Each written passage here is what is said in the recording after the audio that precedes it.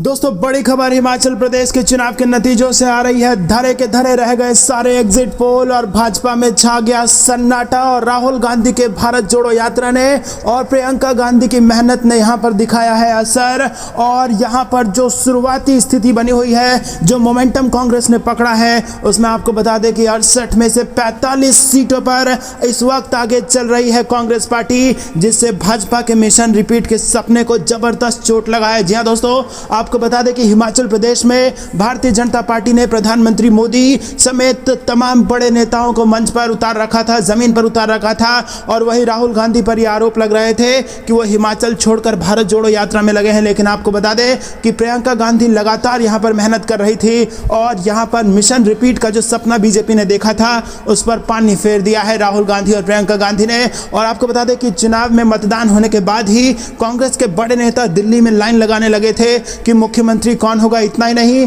राहुल गांधी को शपथ ग्रहण समारोह का यहां पर न्योता भी दे दिया गया था। और अब आपको बता दें कि कांग्रेस पार्टी का यह अंदाजा यहां पर सटीक साबित हो रहा है। सरकार बनाने की तरफ अग्रसर हो गई है कांग्रेस पार्टी हिमाचल प्रदेश चुनाव में। और इसी के साथ न केवल बीजेपी बल्कि गोदी मीडिया में भी सन्नाटा है, क्योंकि तमाम एग्जिट पोल यहां पर बीजेपी की मिशन रिपीट पर मोहर लगा रहे थे, भाजपा की जीत की तरफ इशारा कर रहे थे। उन तमाम गोदी मीडिया के एग्जिट पोल को यहां पर बड़ा झटका लगा है। और आपको बता दें दोस्तों कि आपके इस चैनल पर लगातार हम कह रहे थे कि हिमाचल प्रदेश में कांग्रेस पार्टी आ रही है। और अभी तक जो स्थिति वहां पर बनी हुई है, 68 सीटों में जो रुझान आए हैं, उसमें 45 पर इस वक्त कांग्रेस पार्टी आगे चल रही है। भाजपा काफी पीछे छूट चुकी है। हालांकि ये और ज्यादा कांग्रेस के फेवर में हो सकता है या फिर थोड़े आंकड़े इधर उधर हो सकते हैं। अभी स्थिति स्पष्ट होने में थोड़ा समय और लगेगा, लेकिन शुरुआती मोमेंटम जो कांग्रेस पार्टी को हिमाचल प्रदेश में मिला है, उसने बीजेपी की नींद उड़ा दी है। वहीं अगर बात की जाए गुजरात के विधानसभा की, तो गुजरात में भी स्थिति कमोवेश एक तरीके है। गोदी मीडिया ने आज भी वही किया जो पिछले 10 सालों से करती आ रही है। महज 20 मिनट में ही बीजेपी को बहुमत की तरफ आगे बढ़ा दिया। लेकिन जैसे जैसे दिन ढल रहा है, भाजपा की सीटों में कटौतियां होती जा रही हैं। और सबसे बड़ा खतरा बीजेपी के लिए इस वक्त आम आदमी पार्टी गुजरात में बनी हुई है। क्योंकि आपको बता दें दोस्तों कि जिस प्रकार का टक्कर 2017 में दोनों पार्टी यानी कि बीजेपी और कांग्रेस के बीच में था, उसी प्रकार का टक्कर इस वक्त भी नजर आ रहा है। लेकिन जो बड़ा ट्विस्ट है वो ये कि आम आदमी पार्टी यहां पर डबल डिजिट का आंकड़ा छूते नजर आ रही है। और अगर यहां पर आम आदमी पार्टी मजबूत होती है और बीजेपी कमजोर होती है, तो किंग मेकिंग की पोजीशन में आम आदमी पार्टी आ जाएगी। और जो एक बात तय है वो ये कि गुजरात में 27 साल बाद सत्ता परिवर्तन होने जा रहा है। गैर भाजपा सरकार गुजरात को मिलने वाली है कमोवेश, अभी तो ऐसा ही लग रहा है। हालांकि गोदी मीडिया में अगर आप देखेंगे तो बीजेपी की सरकार बनती नजर आ रही है, लेकिन आम आदमी पार्टी के नाम पर जो खतरा बीजेपी के ऊपर मंडरा रहा है, गोदी मीडिया उसे कहीं ना कहीं नजरअंदाज करते नजर आ रहा है। लेकिन जैसे जैसे दिन ढलेगा दोस्तों, स्थिति स्पष्ट होती जाएगी और हम आपको अपने इस चैनल पर पल पल की रिपोर्ट देते रहेंगे। सभी वीआईपी सीट का आपको एनालिसिस देंगे और कहां किसने किसको वोट डाला, कितनी सीटों से कौन आगे पीछे है, सब कुछ बताएंगे। लेकिन जरूरी है कि आप इस वीडियो को लाइक, चैनल को सब्सक्राइब और बेल आइकन दबा कर रख लीजिए, ताकि हमारी सारी खबरें आप तक पहुंचे सबसे तेज। दोस्तों रुक करते हैं अगली ब्रेकिंग न्यूज की तरफ। वहां चुनाव है इसीलिए तनाव है। महाराष्ट्र कर्नाटक विवाद को लेकर मोदी और शिंदे सरकार पर भड़के राज ठाकरे। जी हां दोस्तों, आपको बता दें कि कर्नाटक में आगामी विधानसभा चुनाव को ध्यान में रखते हुए अशांति पैदा करना है, इसीलिए महाराष्ट्र को जानबूझकर टारगेट किया जा रहा है। महाराष्ट्र कर्नाटक सीमा विवाद फिर से उभरे, इसके लिए किसी की ओर से कोशिश जारी है। इस मामले में वहां कौन खाद पानी डाल रहा है ये साफ दिखाई दे रहा है, लेकिन कोई इस काम में लगा है क्या? सरकार इस पर गौर करे। इन शब्दों में राज ठाकरे ने बुधवार को प्रधानमंत्री नरेंद्र मोदी के नेतृत्व वाली बीजेपी और राज्य में शिंदे फडणवीस सरकार पर सवाल खड़े किए। इसके अलावा राज ठाकरे ने इस मामले में ट्विटर और फेसबुक पर एक पोस्ट भी किया और उन्होंने इसमें लिखा कि महाराष्ट्र को आज तक जो कुछ मिला है वो संघर्ष से ही मिला है। हम संघर्ष के लिए तैयार हैं और अगर ऐसा नहीं होने देना है तो केंद्र इस मामले में दखल दे।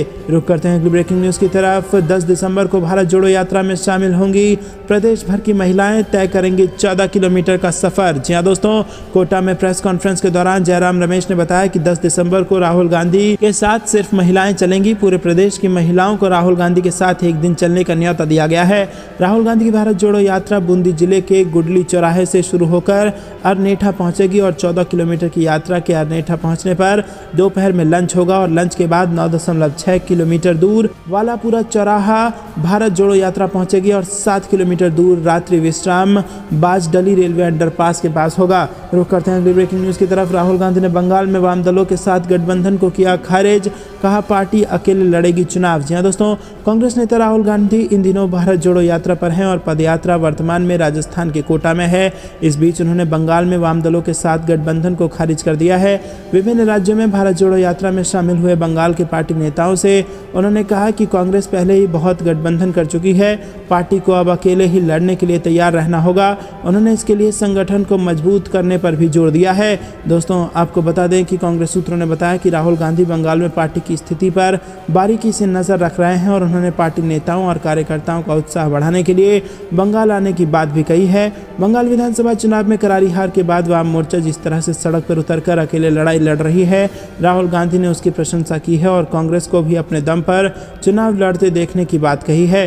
रुक करते हैं अगली ब्रेकिंग न्यूज की तरफ। राम गोपाल यादव ने मुख्य निर्वाचन आयुक्त को लिखा पत्र, कहा रामपुर में पुनः मतदान कराए चुनाव आयोग। जी हां दोस्तों, समाजवादी पार्टी के राष्ट्रीय प्रमुख महासचिव राम गोपाल यादव ने देश के मुख्य निर्वाचन आयुक्त को पत्र लिखकर रामपुर विधानसभा सीट पर सोमवार को हुए उपचुनाव को निरस्त कर वहां पुनः मतदान कराने की मांग की है। रुक करते हैं अगली ब्रेकिंग न्यूज की तरफ। एमसीडी में भाजपा शासन का अंत, आम आदमी पार्टी ने लहराया परचम, सीएम केजरीवाल का रिएक्शन, अब नए युग की होगी शुरुआत। जी हां दोस्तों, 4 दिसंबर को एमसीडी का चुनाव हुआ था। दिल्ली में 15 साल से बीजेपी का ही राज था, जिसको लेकर ये कयास लगाए जा रहे थे कि इस बार भी भाजपा आएगी या फिर झाड़ू चलेगी। लेकिन जब चुनाव के नतीजे घोषित किए गए तो इसमें केजरीवाल की पार्टी ने बहुमत का आंकड़ा पार कर लिया और इस बड़ी जीत को लेकर अरविंद केजरीवाल ने कहा कि ये बहुत बड़ी जीत है और साथ ही दिल्ली वालों की भी जीत है। केजरीवाल अपने दफ्तर में खूब खुश नजर आ रहे हैं। दोस्तों, चुनाव के परिणाम को लेकर आम आदमी पार्टी सांसद सिंह ने औपचारिक रूप से कहा कि दिल्ली वाले 15 साल से बीजेपी के कूड़े के पहाड़ को जड़ से फेंकना चाहते थे और राजधानी को साफ रखना चाहते हैं। और इसी के साथ ही आम आदमी पार्टी ने भाजपा को कहा कि अब खत्म हुआ इनका खेल, एमसीडी में भी केजरीवाल। जी हां दोस्तों, राजधानी के उप मुख्यमंत्री मनीष सिसोदिया ने खुश होते हुए कहा कि दिल्ली की एमसीडी में आम आदमी पार्टी ने बीजेपी के शासन को खत्म कर दिया और अब आज से एक नया युग की शुरुआत होगी। और आम आदमी पार्टी पर भरोसा करने पर मैं दिल्ली की जनता का आभार व्यक्त करता हूं। दिल्ली की जनता ने कट्टर ईमानदार और काम करने वाले अरविंद केजरीवाल जी को जिताया है। दिल्ली के एमसीडी के चुनाव में 250 वार्डों में से 245 वार्डों के नतीजे आ गए हैं और इसमें आम आदमी पार्टी ने बहुमत का आंकड़ा पार कर 132 सीटों पर अपने नाम दर्ज कर लिया है और इसके साथ ही 103 सीटों पर भाजपा ने कब्जा किया है। दूसरी ओर कांग्रेस 8 सीट पाकर संतुष्ट हो पाई है। दोस्तों, आपको बता दें कि यहाँ पर जो जीत अरविंद केजरीवाल की हुई है उसने कहीं ना कहीं 2024 के लिए बीजेपी की नींद उड़ा दी है, क्योंकि आम आदमी पार्टी के खिलाफ भारतीय जनता पार्टी ने तमाम मुख्यमंत्रियों को स्टार प्रचारक के रूप में उतारा था और खुद प्रधानमंत्री मोदी के चेहरे पर इसको लड़ा गया था। और अब इसमें जो हार हुई है वो कहीं ना कहीं 2024 के लिए भाजपा के लिए खतरे की घंटी साबित हो सकती है। आपको क्या कुछ लगता है कमेंट में जरूर बताइए। वीडियो को लाइक, चैनल को सब्सक्राइब और बेल आइकन दबाना मत भूलिएगा। रुक करते हैं अगली ब्रेकिंग न्यूज की तरफ। गुजरात में बीजेपी की जीत वाले एग्जिट पोल को कांग्रेस ने कर दिया खारिज। जयराम रमेश बोले, हम जानते हैं इसे कौन करवाता है। जी हां दोस्तों, दरअसल दोस्तों आपको बता दें कि गुजरात, हिमाचल प्रदेश और दिल्ली नगर निगम में हुए मतदान के बाद एग्जिट पोल सामने आए हैं और कई गोदी मीडिया यहां पर बीजेपी की जीत का अनुमान लगाए बैठी है। और इसी बीच कांग्रेस नेता जयराम रमेश ने कहा है कि ऐसा समय है जब एग्जिट पोल को एग्जिट हो जाना चाहिए।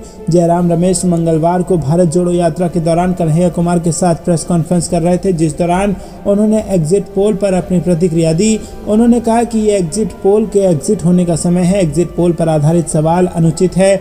हम जानते हैं कि ये पोल कौन करवाता है, किसके प्रभाव में और क्यों कराए जाते हैं। मैं इन एग्जिट पोल पर विश्वास नहीं करता। दोस्तों, गोदी मीडिया के कुछ एग्जिट पोल्स ने भाजपा की फिर से सरकार बनने का अनुमान लगाया है और पार्टी को 151 सीटें भी दिलवाई है। और इसी पर जयराम रमेश ने कहा कि ये जो एग्जिट पोल्स हैं वो कुछ एग्जिट पोल्स फर्जी हैं और इन्हें कौन करवाता है, कहां पैसे देकर करवाया जाता है, ये सब हमें पता है। रुक करते हैं अगली ब्रेकिंग न्यूज की तरफ। संसद सत्र के दौरान दिल्ली में गरजेंगे किसान। भारत जोड़ो यात्रा के साथ कांग्रेस ने खोला दूसरा मोर्चा। जी हां दोस्तों, कांग्रेस पार्टी ने भारत जोड़ो यात्रा के बीच दिल्ली दिल्ली के जंतर मंतर पर 9 दिसंबर को राष्ट्रीय स्तर की रैली आयोजित करने की घोषणा की है। 7 दिसंबर से संसद सत्र शुरू हो रहा है और सत्र की शुरुआत में ही कांग्रेस पार्टी ने किसानों की मांग उठा दी है। भारत जोड़ो यात्रा उत्तर भारत में प्रवेश कर चुकी है और आने वाले दिनों में भारत जोड़ो यात्रा ऐसे कई बड़े राज्यों से गुजरेगी जहां किसान आंदोलन का व्यापक असर रहा है। मंगलवार को अखिल भारतीय किसान कांग्रेस के राष्ट्रीय अध्यक्ष सुखपाल सिंह खेड़ा ने प्रधानमंत्री नरेंद्र मोदी के नाम 14 मांगों वाला एक पत्र जारी किया और पीएम मोदी से मांग की गई है कि वो कॉरपोरेट सेक्टर का 10 लाख करोड़ का ऋण माफ कर सकते हैं तो किसान का क्यों नहीं। देश का किसान कर्ज में डूबा है और आत्महत्या करने पर मजबूर है। सुखपाल सिंह खेड़ा ने दावा किया है कि इस रैली में देश भर से भारी संख्या में किसान शामिल होंगे। रुक करते हैं अगली ब्रेकिंग न्यूज की तरफ। मोदी मोदी के नारे लगाने वाले एक दिन महंगाई महंगाई चिल्लाएंगे, कन्हैया कुमार का बयान। जी दोस्तों, आपको बता दें कांग्रेस नेता कन्हैया कुमार ने महंगाई एवं बेरोजगारी को लेकर केंद्र में प्रधानमंत्री नरेंद्र मोदी के नेतृत्व वाली सरकार पर निशाना साधा और कहा कि वो दिन दूर नहीं जब मोदी मोदी का नारा लगाने वाले महंगाई महंगाई चिल्लाएंगे। भारत जोड़ो यात्रा में शामिल हुए कन्हैया कुमार ने देवरी घाट में संवाददाताओं से बात की। यात्रा के दौरान छत पर खड़े कुछ युवाओं द्वारा मोदी मोदी के नारे लगाए जाने संबंधी वीडियो के वायरल होने का जिक्र करते हुए कन्हैया कुमार ने कहा कि हम बिल्कुल चिंतित नहीं हैं, हम उनका स्वागत करते हैं क्योंकि हम जानते हैं कि वो दिन दूर नहीं है जब वो मोदी मोदी नहीं महंगाई महंगाई चिल्लाएंगे। उन्होंने कहा कि हम कतई चिंतित नहीं हैं क्योंकि हमें पता है कि उनका मोदी है तो मुमकिन है का नारा असली बात नहीं है, असली बात यह है कि मोदी है तो महंगाई है। कांग्रेस नेता ने कहा कि देश के असल सवाल रोजी रोटी और कपड़ा एवं मकान है और कांग्रेस इन सवालों के जवाब के लिए यात्रा निकाल रही है। उन्होंने कहा कि हमारा ये संकल्प है कि हर हाल में हम देश को जोड़ कर रखेंगे और किसी भी स्थिति में देश को बंटने नहीं देंगे। कन्हैया कुमार ने भारतीय जनता पार्टी पर दोहरा रवैया अपनाने का आरोप लगाते हुए कहा कि जब बच्चे इस यात्रा में आते हैं तो शिकायत की जाती है, लेकिन जब गुजरात चुनाव में प्रचार के लिए प्रधानमंत्री मोदी खुद बच्चों का इस्तेमाल करते हैं तो कोई कार्रवाई नहीं की जाती। उन्होंने कहा कि हमने गुजरात के चुनाव प्रचार के दौरान वो होते देखा जो शायद इस देश के लोकतांत्रिक इतिहास में कभी नहीं हुआ होगा। हमने देखा कि जिन पर कानून व्यवस्था बनाए रखने की जिम्मेदारी थी वो चुनावी मंचों से खुलेआम गुंडागर्दी की भाषा बोल रहे थे। कन्हैया कुमार ने कहा कि यह अपने आप में बहुत दुखद व चिंताजनक स्थिति है। अगर संस्थाएं इसी तरह काम करती रही तो देश के लिए ये एक गंभीर सवाल है कि हम लोकतंत्र को आगे कैसे लेकर जाएंगे।